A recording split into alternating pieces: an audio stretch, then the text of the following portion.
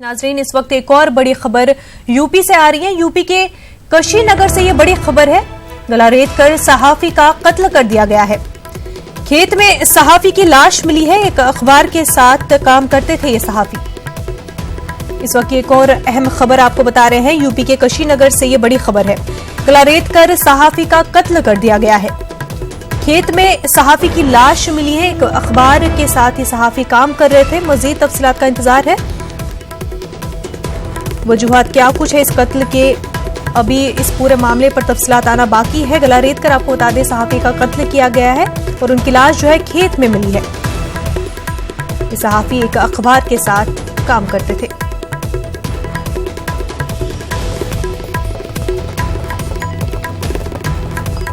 तहकीकात जारी है इस पूरे मामले को लेकर के। यूपी के कुशीनगर का ये मामला है। गला रेत कर सहाफी का कत्ल कर दिया गया। खेत में सहाफी की लाश मिली है।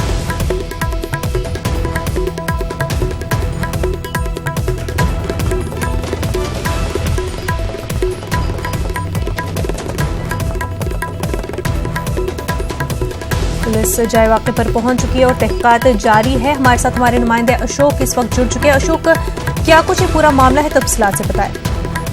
जी, ये एक दैनिक समाचार पत्र आज है, वो उसके संवाददाता है और ये मथौली बाजार पड़ता है, उसी के आसपास सोसा मठिया एक गांव है, वहीं से ये पत्रकारिता कर रहे थे। आज सुबह 8:30 बजे की घटना बताई जा रही है कि वो अपने घर से निकले थे किसी काम पे और गांव के बाहर कुछ देर बाद लोगों ने झाड़ियों में उनका शव पड़ा देखा। शव का बड़ी नृशंस तरीके से गला रेत कर हत्या की गई थी। लेकिन सोचने की बात यह है कि सुबह दिन दहाड़े जिस तरीके से बेखौफ बदमाशों ने इस घटना को अंजाम दिया है, वो कहीं न कहीं पुलिसिया कार्यप्रणाली पर सवालिया निशान खड़ा कर रहा है कि कहीं ये कि जो वारदात हुई, कहीं न कहीं ये पूरा सिस्टम पे सवाल है कि एक पत्रकार की दिन दहाड़े हत्या हो रही है।